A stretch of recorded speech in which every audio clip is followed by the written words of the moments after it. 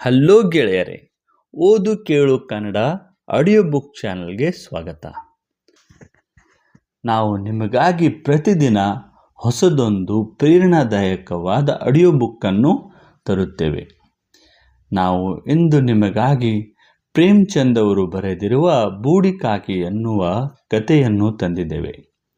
ಈ ಕತೆ ನಮಗೆ ಹೇಳುವುದೇನೆಂದರೆ, ಹಣ, ವೈಭವ, ಹಬ್ಬ ಸಂಭ್ರಮಕ್ಕಿಂತಲೂ ವೃದ್ಧರಿಗೆ ಗೌರವ, ಒಂದು ತಟ್ಟೆ ಊಟ, ಸ್ವಲ್ಪ ಪ್ರೀತಿ ಮತ್ತು ಕಾಳಜಿ ನೀಡಬೇಕು. ಇದೇ ದೊಡ್ಡ ವರದಾನ. ಬನ್ನಿ ಇವಾಗ ತಡ ಮಾಡದೆ ಈ ಬೂಡಿಕಾಕಿ ಎನ್ನುವ ಆಡಿಯೋ ಬುಕ್ಕನ್ನು ಶುರು ಮಾಡೋಣ. ಇದಕ್ಕಿಂತ ಮೊದಲು ನೀವು ನಮ್ಮ ಚಾನಲನ್ನು ಸಬ್ಸ್ಕ್ರೈಬ್ ಮಾಡಿಕೊಂಡಿಲ್ಲವೆಂದರೆ ದಯವಿಟ್ಟು ಸಬ್ಸ್ಕ್ರೈಬ್ ಮಾಡಿಕೊಳ್ಳಿ. ಒಂದು ಹಳ್ಳಿಯಲ್ಲಿ ಬೂಡಿಕಾಕಿ ಎಂಬ ವೃದ್ಧೆ ಇದ್ದಳು.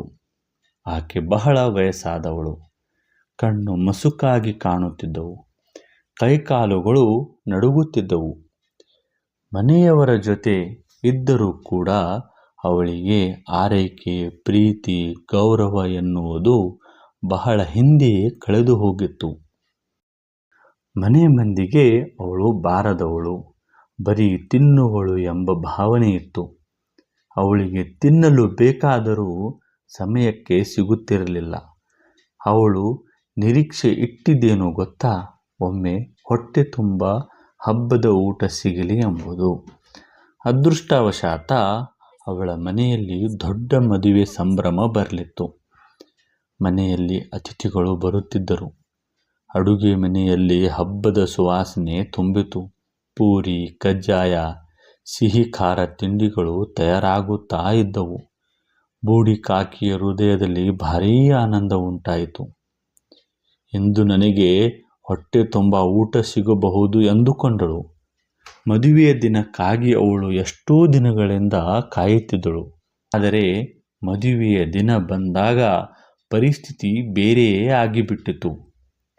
ಅತಿಥಿಗಳ ಆತಿಥ್ಯದಲ್ಲಿ ಮನೆಯವರು ತಲ್ಲೀನರಾದರು. ಅಡುಗೆ ತಿನಿಸುಗಳ ಪರಿಮಳ ಎಲ್ಲೆಡೆ ಹರಡಿದರೂ ಬೂಡಿಕಾಕಿಗೆ ಯಾರೂ ಊಟ ತಂದು ಕೊಡಲಿಲ್ಲ. ಅವಳು ಬಾಗಿಲ ಬಳಿಯಲ್ಲಿ ಕಣ್ಣೀರಿನಿಂದ ಕುಳಿತಿದ್ದಳು. ಆ ಸಂಭ್ರಮದ ನಡುವೆ ಹಸಿವಿನಿಂದ ಬಳಲುತ್ತಿದ್ದ ವೃದ್ಧೆಯನ್ನು ಯಾರೂ ಗಮನಿಸಲಿಲ್ಲ. ಆ ಸಮಯದಲ್ಲಿ ಮನೆಯ ಕಿರಿಯ ಹುಡುಗಿ ಅಡಿಗೆ ಮನೆಯಿಂದ ಹಬ್ಬದ ಊಟ ತರುತ್ತಿದ್ದಾಗ ಬೂಡಿಕಾಕಿಯ ಹಸಿವಿನ ಕಣ್ಣುಗಳನ್ನು ಕಂಡಳು. ಅವಳ ಹೃದಯ ಕರುಣೆಯಿಂದ ತುಂಬಿತು. ಅಡುಗೆ ಮನೆಯಿಂದ ಪೂರಿ, ಕಜ್ಜಾಯ, ಪಾಯಸವನ್ನು ತಂದು ಬೂಡಿಕಾಕಿಯ ಮುಂದಿಟ್ಟಳು. ಬೂಡಿಕಾಕಿ ಆ ಊಟವನ್ನು ನೋಡಿದಾಗ ಕಣ್ಣಲ್ಲಿ ಕಣ್ಣೀರು ಬಂತು. ಆಕೆಯ ಕೈಗಳು ನಡುಗುತ್ತಾ ಆ ಊಟವನ್ನು ತಿನ್ನಲು ಪ್ರಾರಂಭಿಸಿದವು. ಪ್ರತಿಯೊಂದು ತುಂಡುಗಳು ಅವಳಿಗೆ ಅಮೃತದಂತಾಗಿತ್ತು, ಆನಂದವನ್ನು ನೀಡಿತು. ಆದರೆ ಅಷ್ಟರಲ್ಲಿ ಮನೆಯ ಹಿರಿಯರು ಬಂದು ಆ ಹುಡುಗಿಯನ್ನು ಗದರಿಸಿದರು. ಏನಿದು? ಅತಿಥಿಗಳಿಗೆ ನೀಡಬೇಕಾದ ಊಟವನ್ನು ನೀನು ಈ ವೃದ್ಧೆಗೆ ಕೊಡುತ್ತೀಯಾ? ನಿನಗೆ ಬುದ್ಧಿ ಇಲ್ಲವೇ? ಆ ಗದರಾಟ ಕೇಳಿದ ಬೂಡಿಕಾಕಿ ಬೆಚ್ಚಿ ಬಿದ್ದಳು. ಅವಳಿಗೆ ಬಾಯಿಯಿಂದ ಊಟ ಇಳಿಯಲೇ ಇಲ್ಲ. ನಡುಗುವ ಕೈಯಿಂದ ಎಲೆಯನ್ನು ಬದಿಗಿಟ್ಟು ಕಣ್ಣೀರಿನಿಂದ ಹೇಳಿದಳು, ಮಗುವೇ, ನಿನಗೆ ಶಾಪ ಬಾರದಿರಲಿ. ನಿನ್ನ ಈ ಒಳ್ಳೆಯ ಮನಸ್ಸು ನನಗೆ ಸಾಕು. ದೇವರು ನಿನ್ನ ಹೃದಯವನ್ನು ಸದಾ ದಯೆಯಿಂದ ತುಂಬಲಿ. ಅಷ್ಟೆಂದು ಹೇಳಿ ಬೂಡಿಕಾಕಿ ನಿಧಾನವಾಗಿ ಹೊರಟಳು. ಆಕೆಯ ಹೃದಯದ ತವಕ ಒಮ್ಮೆ ಹೊಟ್ಟೆ ತುಂಬ ಹಬ್ಬದ ಊಟ ಕೊನೆಗೂ ಅಪೂರ್ಣವಾಗಿಯೇ ಉಳಿಯಿತು. ಈಗ ಊಟ ಕೊಡಬಹುದು. ಇನ್ನೊಂದು 5 ನಿಮಿಷದಲ್ಲಿ ಮನೆಯವರು ಊಟ ತಂದು ಕೊಡಬಹುದು. ಇನ್ನೊಂದು ಅರ್ಧ ತಾಸಿನಲ್ಲಿ ಊಟ ತಂದು ಕೊಡಬಹುದು. ಹೀಗೆ ಬೂಡಿಕಾಕಿ ಊಟಕ್ಕಾಗಿ ಕಾಯುತ್ತಾ ಕಾಯುತ್ತಾ ರಾತ್ರಿ 10 ಗಂಟೆ ಆಯಿತು. ಯಾರೂ ಅವಳಿಗೆ ಊಟನೇ ತಂದು ಕೊಡಲಿಲ್ಲ. ಬಹುಶಃ ಮನೆಯವರು ಅವಳನ್ನು ಮರೆತೇ ಹೋಗಿರಬಹುದು. ಮನೆಯ ಪ್ರತಿಯೊಬ್ಬ ಸದಸ್ಯರು ಕಾರ್ಯಕ್ರಮ ಮುಗಿಸಿ ಊಟ ಮಾಡಿ ಮಲಗಿಬಿಟ್ಟಿದ್ದರು. ರಾತ್ರಿ 11 ಆದ ಮೇಲೆ ಅವಳ ಸೊಸೆಗೆ ನಿದ್ದೆ ಎಚ್ಚರಾಯಿತು. ಅವಳಿಗೆ ಬೂಡಿಕಾಕಿ ನೆನಪಾದಳು. ಅವಳಿರುವ ಗುಡಿಸಲಿಗೆ ಹೋಗಿ ನೋಡಿದಳು. ಅಲ್ಲಿ ಅಜ್ಜಿ ಇರಲಿಲ್ಲ. ಸುತ್ತಮುತ್ತ ನೋಡಿದಳು. ಎಲ್ಲಿ ಬೂಡಿಕಾಕಿ ಸಿಗಲಿಲ್ಲ.